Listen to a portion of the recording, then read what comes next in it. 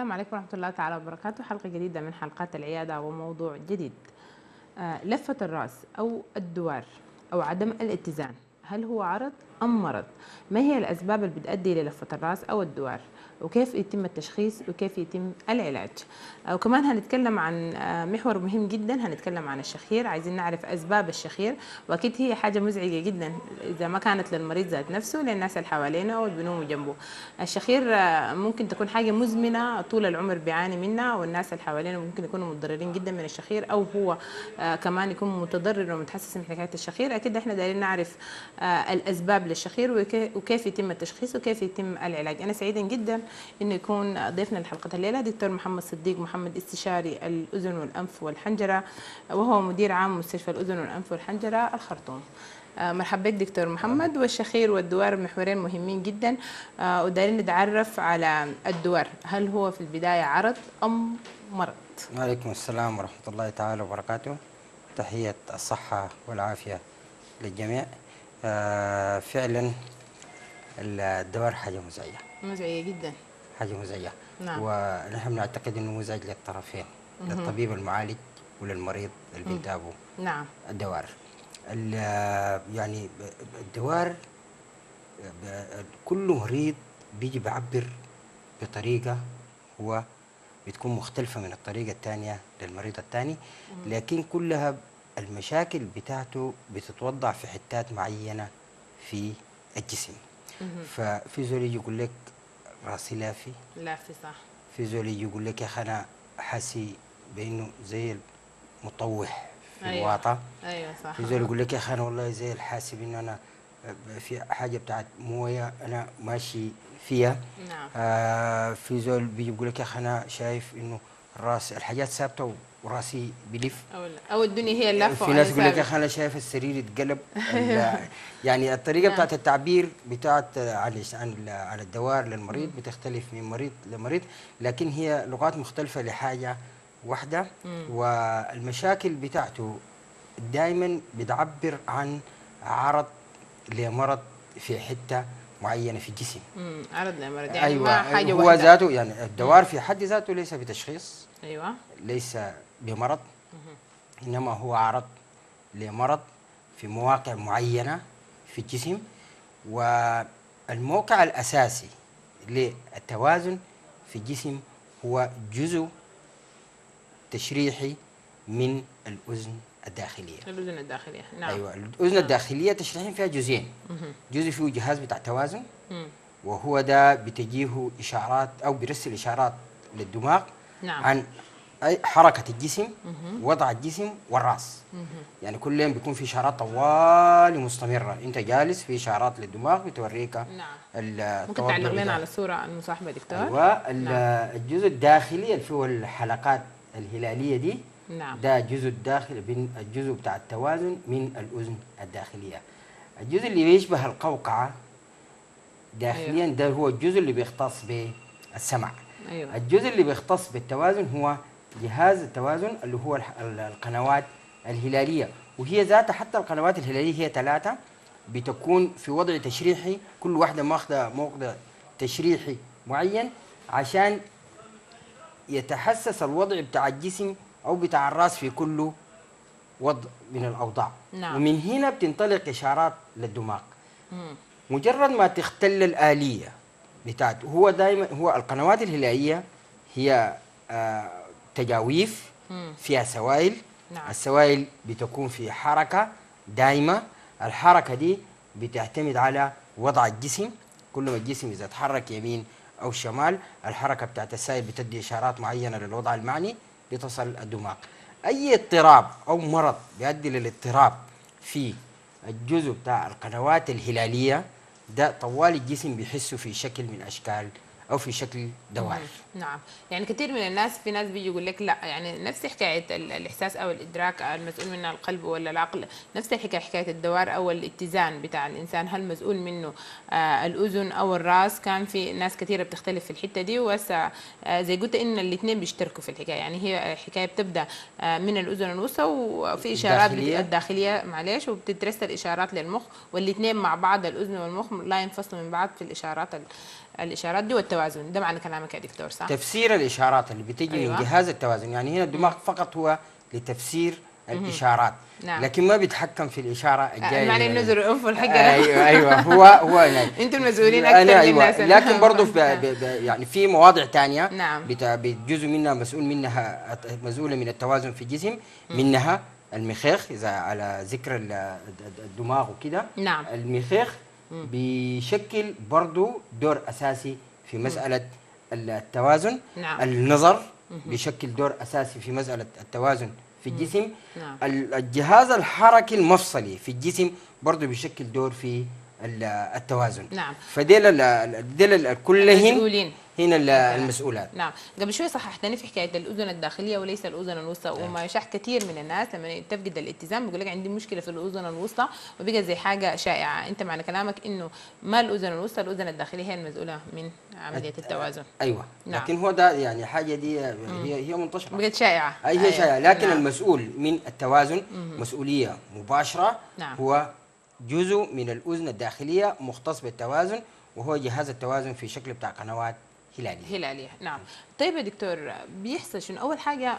أنا لو ناس حصل لها فقد للتوازن أو دوار، العرض ده عرض مزعج لسيده لصاحبه، يعني الزول خصوصا لو كان راقد وقام حس انه الدنيا لافه به وفي اعراض مصاحبه معاه بتكون مزعجه جدا. نحن انا حسيت به شخصيا، وناس من بيتنا، الوالد الوالده، كثير من الناس حسوا بالحكايه دي مزعجه جدا. فاكيد بيتجهوا مباشره للطبيب وما بيتاخروا في الحكايه دي، واحسن انه العرض يكون مزعج انه يودي للطبيب مباشره. أول حاجة أنا داير أعرف ما هي الأسباب اللي بتؤدي إلى إنه الأذن الداخلية يحصل فيها كده والناس تفقد التوازن؟ هل في سبب تاني غير من الأذن ممكن يؤدي إلى لفة الرأس أو الدوار يا دكتور؟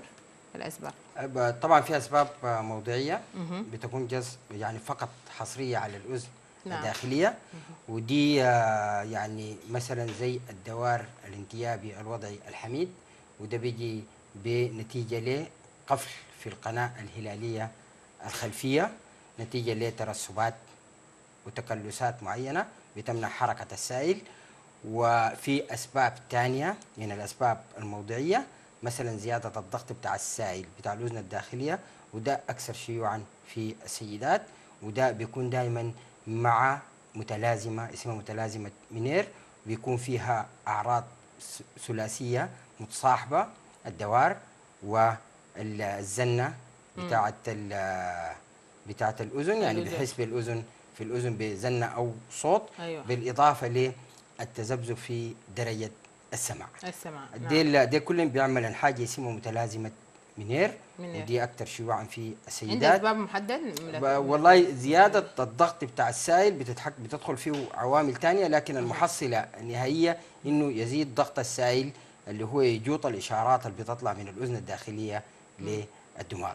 طيب معلش يا دكتور، انا زيه زي اي ناس بتستمع لك، زياده السائل ده هل في حاجات محدده نتجنبها؟ هل في حاجات محدده تؤدي الى زياده السائل ولا غير معروف السبب؟ يعني لو كانت غير معروف السبب ده شويه كده في عوامل بيزيد الضغط بتاع السائل. نعم. زي العوامل اللي بيزيد الضغط بتاع الجسم اللي هي الاملاح الزايده. أيوة. المساوئ بتاعت المنبهات كده، في عوامل يعني دي أيوة ممكن فيها طريقه بتاعت ابتعاد تناول حاجات معينه ممكن تحفز الزياده بتاعت السائل وكده. ايوه فدي ايوه. نعم. ده بيعتبر يعني من اكثر الشيوع الاسباب في السيدات. نعم. والدوار الانتيابي الحميد الوضعي ده برضه من اكثر الاسباب شيوعا في الرجال، وبرضه من الاسباب يعني بتجي في الترتيب عاليه. في بعض الاسباب الثانيه مثلا زي الالتهابات الفيروسيه اللي ممكن تصيب الاذن الداخليه، تعمل التهابات في بعض الاحصاب بتاعت او في جزء من الجهاز بتاع التوازن. نعم. وبرضه الالتهابات الثانيه غير الفيروسيه، حتى الالتهابات البكتيريه في الاذن الداخليه ممكن تؤدي لدوار، يعني التهابات بصوره عامه. نعم. في بعض الاسباب الثانيه اللي هي ممكن تكون اسباب دمويه بتاع الترويه وكده للاذن وكده، ممكن يجي المريض بمشاكل في السمع مع مشاكل في الاتزان. ايوه مشاكل في الاتزان. من الاشهر الحاجات دي هي القفل بتاع بعض الشرايين الكبيره المغذيه للجهاز بتاع التوازن في الاذن الداخليه. فهي اسباب متعدده بتنتج عنها درجات مختلفه من الدوار. ودرجة الدوار ومدة الدوار بتدي فكرة عن توضع المشكلة وين، وبتدي فكرة إنه المشكلة شنو. يعني ممكن دوار يستمر ثواني، ممكن يستمر دقائق، ممكن يستمر ساعات، ممكن نوبات تكون متكررة في أوضاع معينة، ممكن تكون التكرار بتاع النوبات ذاته في عوامل معروفة بالنسبة للمريض. عشان كده تجي حكاية الدوار. يعني الأسباب متعددة لكن بتنحصر أهم الأسباب في الأسباب الأربعة اللي قلناها دي للدوار، وده الدوار الناتج من المشاكل في الجهاز بتاع التوازن في الأذن الداخلية. في الأذن الداخلية. طيب يا دكتور، لما يجيكم بالأعراض بعرض الدوار، داير أعرف ذاتهم الناس الأكثر عرضة، هل بيجوا دائما يعني مثلا الناس شباب، نساء كبار في السن، بيجي الرجال أكثر من النساء، من هم الأكثر عرضة للدوار؟ زي ما ذكرت في البداية طبعا الدوار عرض، فنحن بنرجع طوالي يعني ده عرض ليات نوع من الأسباب اللي أدت للدوار. نعم. بعد ذاك بالأسباب بتجينا الفئات العمرية والذكر أنثى كده يعني. لكن بصفة عامة الدوار يمكن إنه يكون في الأطفال. الأطفال ممكن أكثر شيوعا في الناس الكبار الأكبر، يعني بغض النظر عن إنه هو جاي من وضع انتيابي حميد، أو جاي من متلازمة منير، أو جاي من التهابات فيروسية، أو جاي من التهابات بكتيرية في الأذن الداخلية وكده، أو جاي من أسباب دموية. أيوة. لكن ده في مجمل ما بنقدر نستبعد مثلا الأطفال، نقول الأطفال ما بيجيهم دوار، يجوا فقط للناس الكبار، لكن أكثر شيوعا في الناس الكبار، ويمكن للأطفال أن يصابوا بالدوار. طيب دكتور، الأمراض المشهورة من ضغط وسكري وهي موجودة في كل بيت، هل عندها علاقة بالدوار ولا ما عندها علاقة بالدوار؟ أغلب الأسباب بتاعة الدوار اللي عندها علاقة بالجهاز العصبي هي زي مرض مالتيبل سكليروزيس، التصلب المتعدد. نعم. أيوة، مالتيبل سكليروزيس، وده مرض مناعي. في بعض الأمراض المناعية الأخرى اللي ممكن تعمل مشاكل في الجهاز بتاع التوازن في الأذن الداخلية. أما السكر والضغط برضو عندهم علاقة، لكن العلاقة بصورة غير مباشرة. السكر الغير منتظم، وطبعا معلوم إنه السكر هو مرض الأوعية الدموية الدقيقة والكبيرة. صح. فيجي يدخل في إطار مشاكل التروية الدموية لجهاز التوازن أكثر من إنه سبب مباشر مثلا لارتفاع معدلات السكر في الدم. لا، التسلسل بتاع مضاعفات السكر يمكن أن تؤثر، لأنها برضو ممكن تأثر على السمع. أيوة. وتدي مشاكل بتاعت فقدان عصبي حسي بنفس الطريقة والآلية، طالما هو السكر مرض بتاع أوعية دموية سواء كان دقيقة أو أوعية كبيرة. أيوة. بالتالي يؤثر على وظيفة الأذن الداخلية، والتأثير بتاع الأذن الداخلية يمكن أن يسبب الدوار. لكن الأسباب المباشرة هي الأربع أسباب اللي قلناها في البداية. أيوة. طيب دكتور، لما يجيكم زول مصاب بالدوار، هل في فحوصات محددة عشان تقدروا تعالجوا الأسباب أو تعرفوا بها تسبب من الأسباب اللي بتؤدي إلى الدوار؟ يعني الخطوات شنو لما يجيكم زول في العيادة ومصاب بالدوار؟ أول حاجة طبعا يعني الدوار في التشخيص بتاعه بيعتمد اعتماد كبير جدا جدا على التاريخ المرضي للمريض. يعني الطبيب بيحتاج ياخذ زمنه مع المريض في تحليل الأعراض والعلامات والكشف السريري أكثر من اعتماده على الفحوصات التشخيصية وكذا يعني. أيوة. الجزء الأكبر، لكن لا يمكن الاستغناء عن الفحوصات اللي هي بتؤكد الشكك السريري في حالة إنك أنت حصل لك اشتباه سريري تجاه مرض معين. الفحوصات كلها بتنحصر أو أغلبيتها بتعبر عن التشخيص للمرض المسبب للدوار. في بعض الفحوصات المتخصصة للدوار اللي هو ده في عندنا فحص متخصص للدوار، هو فحص اسمه VNG، اللي هو ده بنراقب فيه بعض العلامات الحيوية لإثارة الجهاز بتاع الأذن الداخلية بطريقة معينة، بتدينا قرايات معينة بتوري وين المشكلة اللي مسبب الدوار، سواء كان هو دوار طرفي، دوار مركزي. إذا كان دوار طرفي ممكن يكون شنو. والبي ان جي هنا متوفر. أيوة في حكاية سهلة ولا صعبة؟ لا لا لا لا لا, لا حكاية متوفرة وموجودة وبتتعامل. أيوة لا ما مش مكلفة بالمعنى بتاع مكلفة عادي يعني. نعم. فحص ممكن يتعامل يعني الأسرة العادية ممكن تستطيع أنها تعمله. موجود هنا في الخرطوم، وفي نفس الوقت بيتعامل بناس يعني عندهم مدربين وعندهم خبره وكده، واغلب النتائج بتكون نتائج مظبوطه يعني مظبوطه يعني. الحدائق. ايوه ده بيقدر يحدد لنا الموقع الذاتي بيحدد، بتاع ايوه المزرعه. بيساعد كثير جدا في بيساعد كثير جدا في الدوار. لكن لازم نلفت الانتباه لانه ممكن يكون في فحوصات اخرى تساعد في تحديد الدوار والاشكاليه اللي جابت الدوار، وتكون فحوصات مثلا فحوصات دم، فحوصات صور اشعه مقطعيه، رنين كده، لانه زي نعم. ما قلنا في اسباب ثانيه غير الاسباب المتوضعه في جهاز التوازن في الاذن الداخليه. نعم، يعني احنا بنناشد كل الناس اللي بيعانوا من الدوار ما ياخدوا الموضوع ايوه يعني كده بصوره بسيطه بصوره بسيطه، انه انا عانيت من الدوار اقعد يومين ثلاثه ارتاح في البيت واحتمال الدوار يروح وينسوا الموضوع. لازم يجوا للجهه المختصه لمزيد من التشخيص والعلاج. طيب يا دكتور، يعني اتكلمنا عن الاعمار الاكثر اصابه، واتكلمنا عن دايرين نشوف الدوار بيجي براه ولا ممكن يكون معاه اعراض ثانيه. لو جات معاه اعراض ثانيه بتستفيدوا شنو انتم في التشخيص يعني؟ أيوة. ممكن الزول يجيب دوار، بس ممكن يجيب دوار كثير. احنا بنعاني بعض مرات بلفة راس شديده واحساس انك داير ترجع وكده. فهل في اعراض مصاحبه للدوار؟ ايوه ده سؤال مهم. امم في اعراض مصاحبه للدوار، وبتساعدك الاعراض المصاحبه في انك برضو تعرف المسبب المرض الاساسي اللي احدث الدوار. لكن في بعض الحاجات يعني انت بتلقاها في اغلب المرضى بتاعين نعم. الدوار. ايوه. منها طبعا في ارتباطات عصبيه. طبعا معلش، بس الصوره معبره في انه الزول اللي بيكون عنده دوار ده يعني يوم بيكون منتهي، ما هيقدر يعمل اي حاجه، يعني بيكون داير يكون داير يقعد براه ويفتكر، او يعني حكايه صعبه جدا يعني الحكايه الدوار بس دي. ده يعني حاجه دايره حول راسه. ايوه فعلا. ده هو ده احساسه انه الراس بيعمل الحكايه دي يعني. كل زول تعبير ايوه مختلف. وحاجه مزعجه. أيوة حاجه مزعجه جدا أيوة. جدا. نعم. بعدين عندها يعني المريض ده بيجيه احساس بانه في حاجه غلط في راسي، انا داير يعني حياتي تنتهي. أيوة. انا جاياني جلطه او في ورم مثلا انا في عندي الراس. ورم في راسي. أيوة انا نعم. دي بترتبط ارتباط تام أيوة. بالدرجه بتاعت الازعاج بتاعت صح. العرض. ايوه فعلا. وزي ما قلنا في درجات مختلفة يعني. في ناس بيجيهم خفيف، في ناس بيجيهم بشدة شديدة، في ناس بيجيهم متصل لمدة دي طويلة. مشكلة لما يكون متكرر. ايوه وفي ناس بيجيهم متكرر. أيوة. وفي اغلب الاحيان عنده الطبيعة بتاعت التكرار. في اغلب المسببات. أيوة. او الاغلب هو عرض لاغلب امراض يمكن تكراره. ايوه. دي واحدة من الملاحظ بتاعته. الارتباطات العصبية بتاعت الاذن الداخلية هي اللي بتدي الاعراض البعيدة من الوزن غير الدوار يعني مثلا الارتباط العصبي بتاع الجهاز الهضمي مع الوزن الداخلية ده بيسبب طمام. ايوه. ممكن الزول يرجع يطرش. أيوة. نعم. في نفس الوقت في اعراض تانية زي الزنة في الاذان.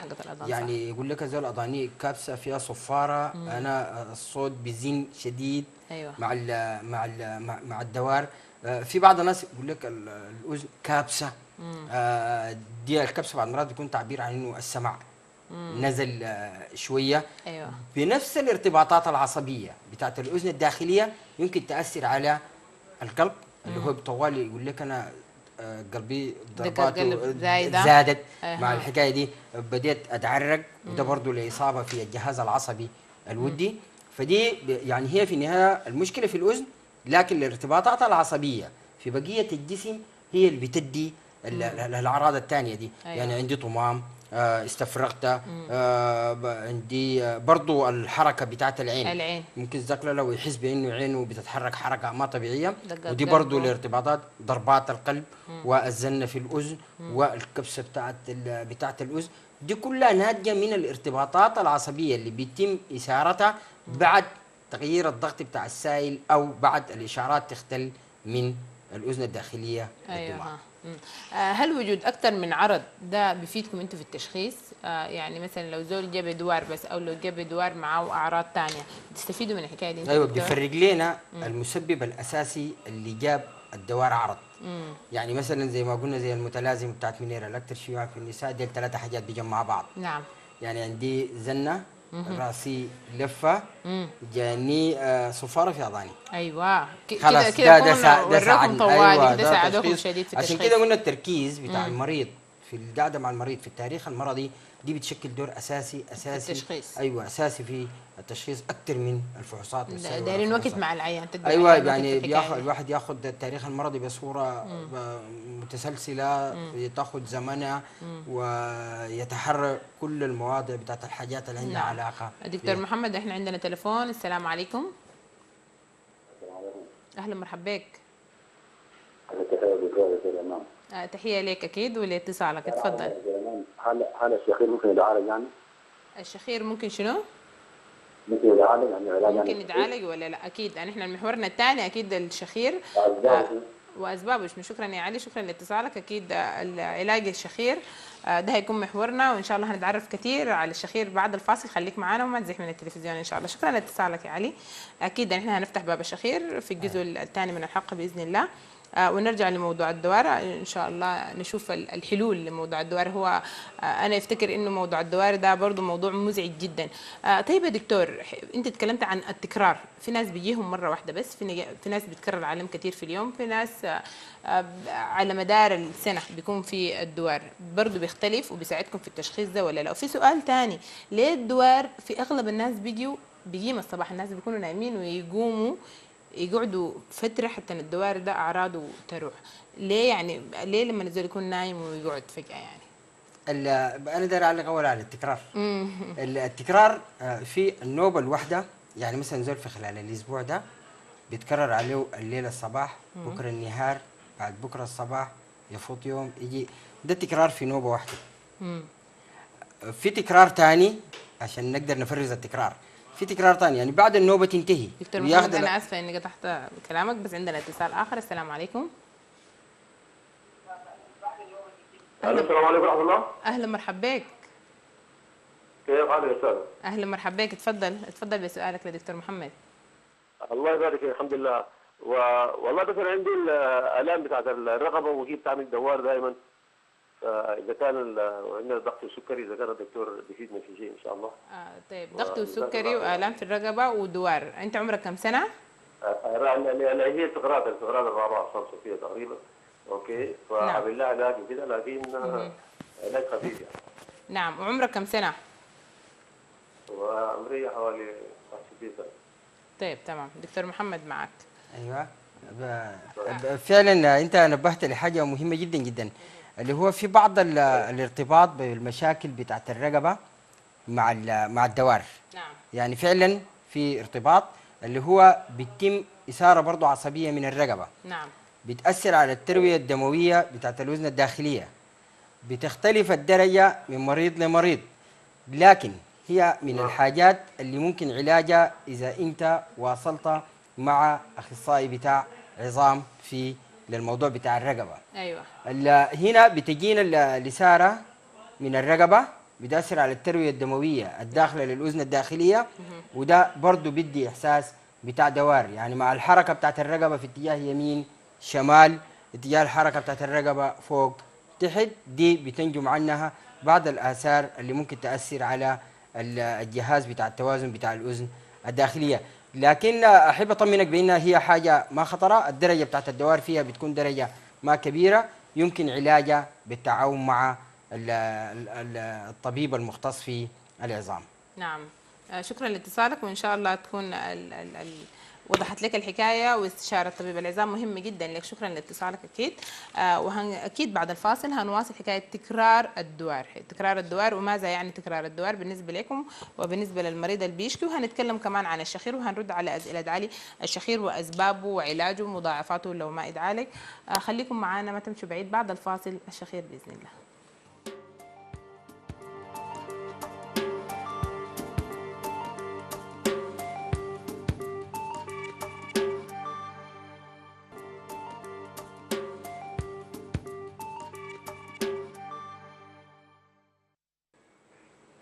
مرحبا بكل اللي انضموا لمتابعة برنامج العيادة ولفة الراس أو الدوار والشخير. ديل مواضيعنا لحلقة اليوم. دكتور محمد صديق محمد، استشاري الأذن والأنف والحنجرة، مدير عام مستشفى الأذن والأنف والحنجرة بالخرطوم. برحب بك دكتور محمد مرة ثانية. وقبل الفاصل أنت جاوبت علي سعد الدين على أسئلته بما يخص الدوار، ولسه إحنا مستمرين عن أسئلة الدوار المتكرر. بتعني لكم شنو؟ ايوه، بدينا اتكلمنا عن انه التكرار ممكن يكون في النوبه الواحده. نعم. يعني يجي دوار يروح الليله، باقي اليوم بكره يجي يروح. وفي دوار بعد تنتهي النوبه تماما بفتره طويله يتكرر الدوار بنفس الطريقه بتاعته الجبهه دي. ايوه. التكرار بتاع الدوار ومده الدوار، يعني انا بيجيني دقيقه دقيقتين، غير بيجي نص ساعه، واحد بيجي ساعتين، واحد اليوم كله ما بيقيف. فده بيرتبط لنا بموضع وسبب الدوار. مثلا اللي بيتكرر في أوضاع معينة نعم. بيرجح لنا الدوار الوضعي الانتيابي الحميد. اللي بيجي سبب بلا سبب، يعني انت راقد بدون حركة، انت راقد كده مثلا، يرجح سبب معين. الدوار اللي بيجي مثلا انت اذا غيرت وضعك، عملت حاجة ما عملت حاجة، بيرجع اسباب تانية مثلا زي الالتهابات الفيروسية. أيوة. في يبقى التكرار بيدينا مؤشر لانه نحن نمشي على اي اتجاه ممكن يكون هو السبب بتاع الدوار. نعم. طيب يا دكتور، حكاية برضو الزول يكون راقد ويقوم يجيو الدوار زيادة، أيوة. ويخافوا جدا من حكاية القوم حقت الصباح دي. ايوه. بيحصل شنو في السائل ليه يعني بالصباح بالذات؟ يلا، في مريض بيكون راقد بيتحرك سريع او بيتحرك على اتجاه معين. مثلا مريض ذكر عمر كبير في وضع معين بتاع قلبه او رفعه مع القلبه. أيوة. يرجح لنا برضو السبب بتاع الدوار الانتيابي الحميد. الحميد. نعم. مثلا مريض رقد فترة، قام يتحرك، حصلت إثارة مثلا زي اللي تشكى من الرقبة بتاعته. ايوه. رجح احتمال الإثارة العصبية اللي بتأثر على الجهاز بتاع التوازن في الأذن الداخلية في حالة مشاكل الرقبة. نعم. في مريض هو طبعا في حاجة يعني برضو عشان توضح الفكرة بتاعت الدوار. هو الدوار بيجي ليه؟ لأنه الإشارات اللي بتيجي من الشمال مع الإشارات اللي بتيجي اليمين ما بيتزامنا. ما بيتزامنا. أيوة. يبقى في تأخير ما بين الإشارة اليمين والإشارة الشمال. عشان كده بيحصل تأخير ترجمة. الإشارة أيوة بيعتمد على السبب اللي خلى الإشارة. نعم. فالترجمة بتاعت التأخير دي هي بتظهر في حدة وشدة الدوار. لفة الراس دي. أيوة. نعم. فيبقى في علاقة بين الوضع اللي بيرقد فيه المريض، في علاقة بتاعت الأمراض المصاحبة مع الرقدة، في علاقة مع التروية الدموية مع الرقدة، في علاقة من بالأسباب اللي بتؤدي لزيادة ضغط السائل مع الرقدة. نعم. يعني طيب دكتور محمد، بغض النظر عن الاسباب اللي انتم قلتوها، والاسماء حقت الاسباب اللي انتم قلتوها دي زي معقده بالنسبه للمريض شويه، وحاجات الاذن الداخليه دي شويه، يعني احنا المريض بيكون بعيد أيوة. عنا وداير يعرف العلاج، بس احنا ناخذ اتصال ونرجع نشوف العلاج بتاع لفه الراس او الدوار. السلام عليكم. السلام عليكم ورحمة الله. اهلا مرحبا بيكي. الله يخليك. معانا منو على التليفون؟ اهلا ام اسيل، اهلا مرحبا بيكي. الله يخليك. اتفضلي بسؤالك لدكتور محمد يا ام اسيل. لو سمحت يا دكتور محمد، أنا حامل في الشهر الثاني إلى 4 يوم، ظهرت لي كان عندي ألم في الجنب اليمين في الحلق. الليلة الصباح لقيت إنه عندي صديد شديد، حتى بقى لما لي فمه وما بقدر أقوم من السرير. عامل لي ألم في الرجول وفي الركب بالذات. ألم وين؟ ألم وين معلش يا ام اسيل؟ الألم وين؟ في الركب وفي الرجول، والصوت ذاته اتغير، يعني ده ما صوتي الطبيعي. صوتك اتغير، يعني حاسه انه زي عندك التهاب صح؟ أي.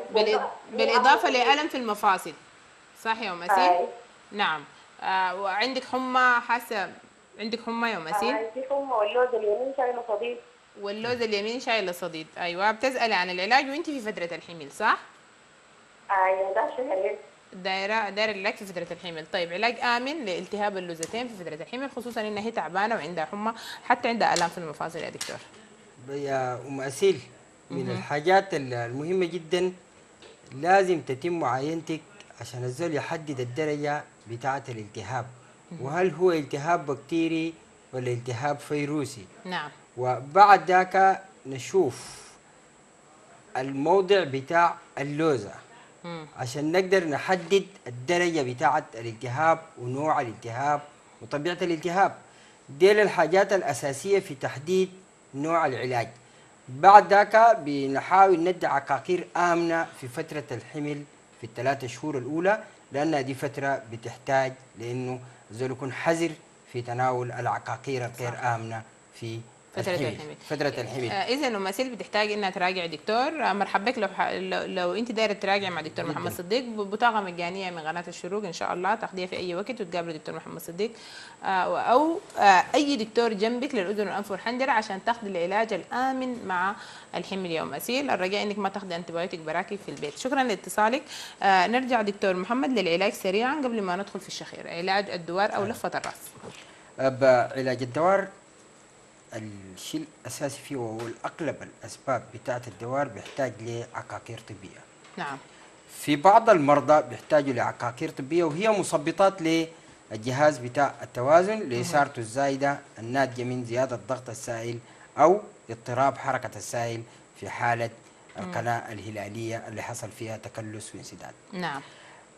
في علاجات مصاحبة وبعد مرات حتى العلاجات المصاحبة هي بتكون العلاج الأساسي اللي هي العلاجات بتاعة التمارين. لأنه علاجات التمارين في الدوار بتساعد كثير في التأهيل بتاع الجهاز بتاع التوازن وبتساعد في بعض المرات بتساعد في العلاج الكامل لبعض المشاكل زي مسألة الانسداد بتاع القناة الهلالية الخلفية الناتجة من التكلس اللي ذكرناه اللي بتجيب الدوار الانتيابي الوضعي الحميد.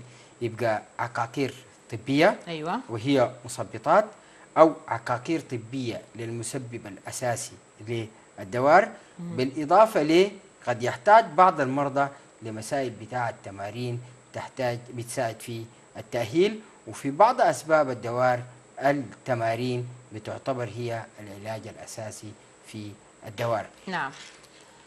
طيب دكتور محمد، ده بالنسبة ما يخص الدوار وعلاج الدوار، وإن شاء الله كل الناس تكون سمعتنا. الرجاء إنه الناس تستشير الطبيب عشان تاخد العلاجات المناسبة للدوار، والناس ما تسكت عليه وكأنه حاجة سهلة أو عرض وبيروح يعني. نيجي لمحور مهم وهو الشخير، وإحنا عندنا صورة مصاحبة، يا ريت الإخوة في الكنترول لو ورونا الصورة عشان تشرح لنا الشخير. ليه ناس بيشخروا ليه ناس لا؟ هل هو عرض برضه أو مرض؟ وتكلم لنا عن الشخير يا دكتور، تعريفه في البداية.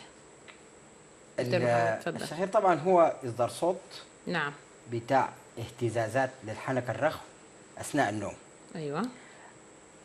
لو لاحظنا الصورة عندنا مسارين بيلتقوا في الحلق للهواء. مسار عن طريق الأنف بيدخل الهواء لحد الجهاز التنفسي، بيلتقي بنفس المسار الجاي من عن طريق الفم، بيلتقوا في المنطقة بتاعة البلعوم الفموي أو الحلق. الحتة اللي بتهتز هي الحتة بتاعة الحنك الرخو بتاع البلعوم اللي هو بيفصل بين البلعوم الأنفي والبلعوم الفموي. أيوة. يلا التيار بتاع الهواء لما يدخل بيدخل بطريقة بتاعت مسار منتظم معين، بيدخل عن طريق الأنف وعن طريق الفم. أيوة. أي اضطراب في مسار الهواء ده بيعمل اهتزاز للحنك الرخو. درجة الاهتزاز بتعتمد على درجة الاضطراب بتاع مسار الهواء. يبقى الأسباب اللي بتؤدي للقفل بتاع مجرى الهواء أو تغيير مسار مجرى الهواء كلها ممكن تؤدي لاهتزاز واضطراب في الحنك الرخو. أيوة. يلا زي شنو؟ الأسباب اللي بتؤدي للقفل بتاع الأنف: لحميات الأنف، تضخم القضاريف، بعض الأورام واللحميات واللوزة الثالثة اللي هي دي خلف الأنف برضو بتأثر على الآلية بتاعة مرور الهواء عن طريق الأنف وبتسبب وتحدث اهتزاز في الحنك الرخو.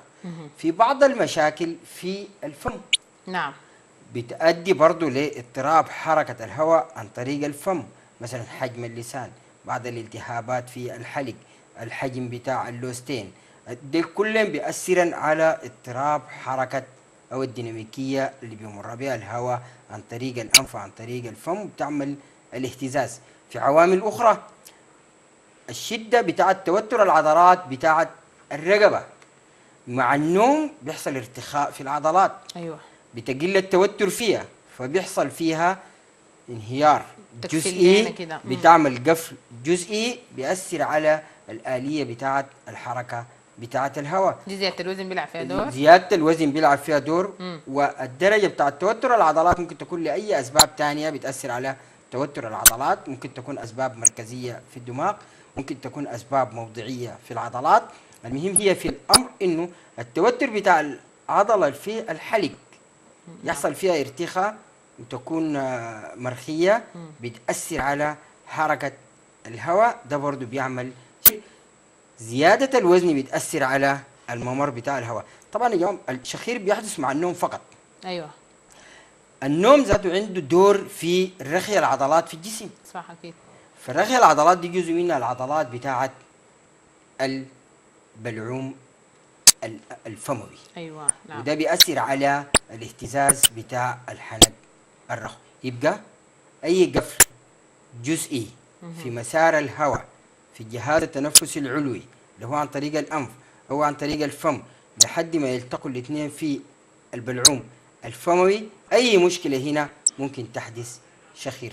المشكلة ودرجة اضطراب مسار الهواء هي اللي بتحدد درجة الشخير. يلا الشخير هو ذاته شنو؟ يبقى الشخير عرض لمشكلة أساسا موجودة. أيوة صح. لقفل جزئي. ايوه. تتفاوت درجات القفل في الجهاز التنفسي العلوي لدرجة إنها ممكن المريض يكتم هواء تماما. احنا خلينا في يكتم هوا دي ونسمع التليفون ده ونيجي راجعين تاني. السلام عليكم. اهلا مرحبا بك. عليكم السلام والله. اهلا مرحبا بك. السلام عليكم. يا دكتور ايمان كيف حالك؟ اهلا مرحبا بك. معانا من معاك ابو بكر. اهلا اهلا ابو فيض. عليكم السلام. تفضل باتصالك وسؤالك لدكتور محمد وان شاء الله عافيه. تفضل. والله عندي بنتي عمرها سنة ونص. نعم.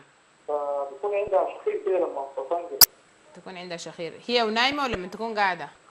لا هي قاعدة، هي حتى بتكون قاعدة بكون عندها شخير. حتى وهي قاعده عندها بس شخير. في الشتاء ودي. بالذات في الشتاء. طيب نعرف الشخير في الاطفال في عمر بنتك ونطمئن عليها ان شاء الله. دكتور محمد بعدين مثلا كانت حصل لها مشكلة في الولادة، عندها مشكلة في الراس لسه انتفت. كذا والنلام دكتور قلنا احتمال يكون من الراس يعني. عندها مشكلة في شنو؟ مشكلتها كانت شنو؟ نعم؟ المشكله حقت بنتك في عند الولاده كانت شنو بالضبط؟ كان حصل لها نقص اكسجين. نقص اكسجين نعم. فانت بتفتكر ده تسال اذا الان ما سبب يعني. ايوه ده تشوف السبب. دكتور محمد معك وخليك معانا يمكن يكون في سؤال لك. اتفضل دكتور. عمرها كم يا ابو فاي؟ سنه ونص. سنة ونص. مشت ولا ما مشت؟ لسه ما مشت. ايوه يعني عندها تاخر شويه في المشي. في الفنجان يعني هي يعني ايوه وبيثبت لكن شنو ما يعني ما شديد. ايوه في تاخر. ايوه يلا ان شاء الله ربنا يديها الصحه والعافيه وتبقى لك طيبه ان شاء الله. هنا يعني ممكن يكون الاسباب لخلف الانف وممكن يكون الاسباب لتوتر العضلات في الحلق. أيوة. لانه اكيد نقص الاكسجين بيأثر على توتر العضلات في الحلق، وديل الاثنين ممكن يحدث قفل جزئي لممر الهواء.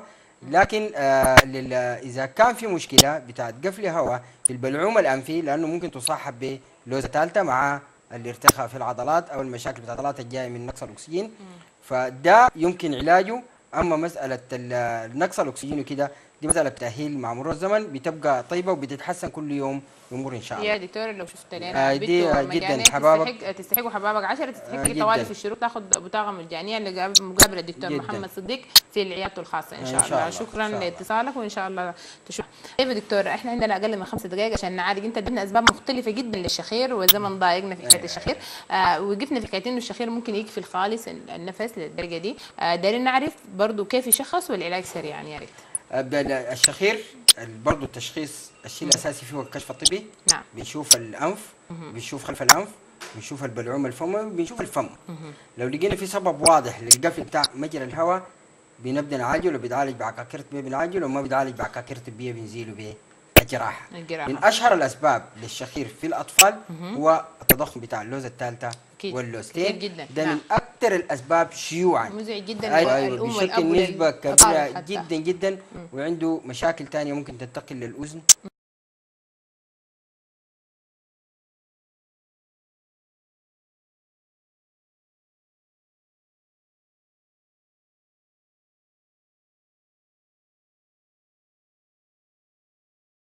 بعض المشاكل ممكن تنتقل للجهاز التنفسي السفلي. ايوه نعم. بالنسبه للناس الكبار، في بعض الناس عندهم مشاكل في الحنك ذاته، ارتخاء فيه ونازل الممر بتاع الهواء هنا فيه مشكله، ديل برضو بيتم معالجهم بتدخل جراحي.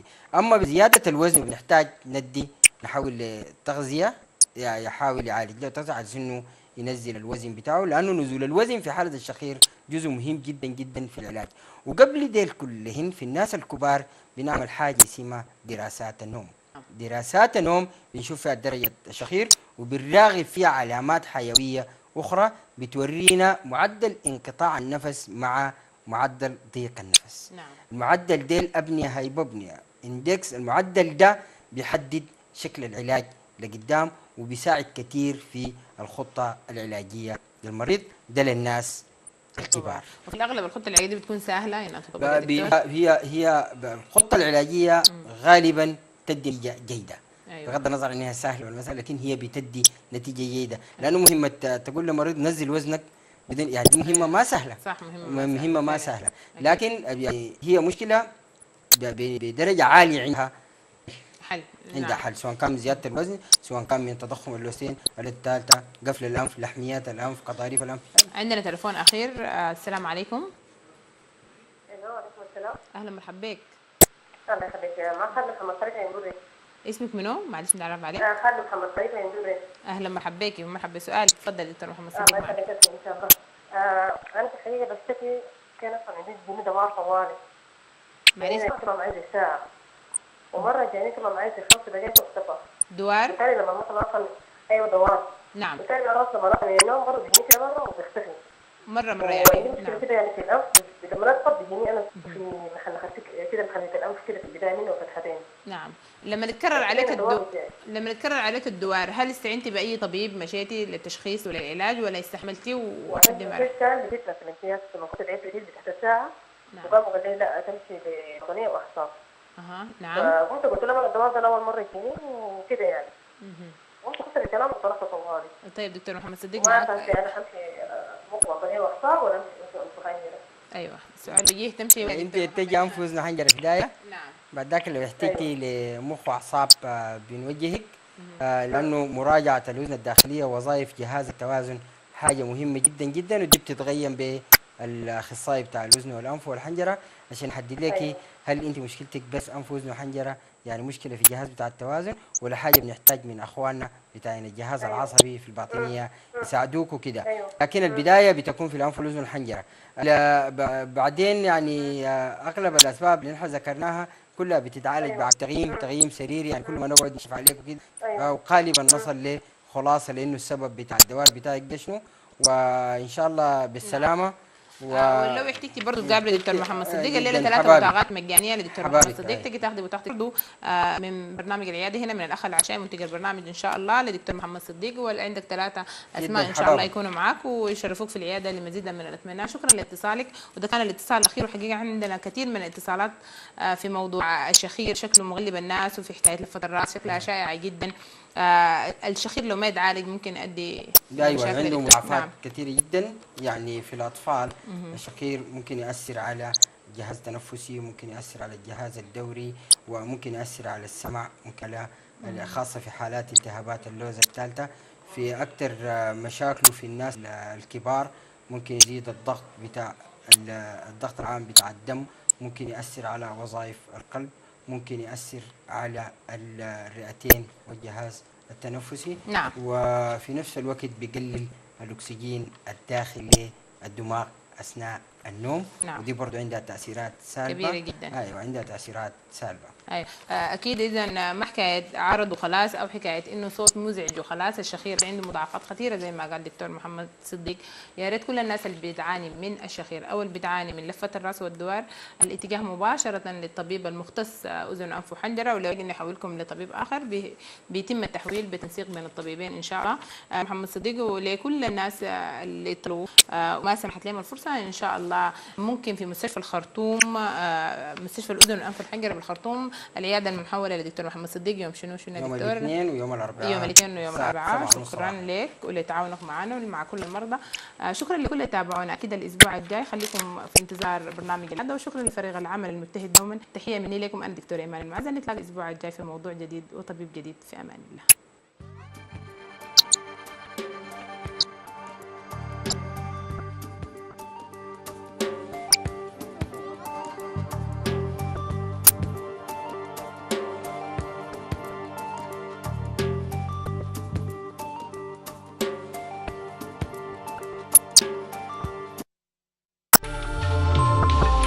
هذا البرنامج برعاية بنك فيصل الإسلامي.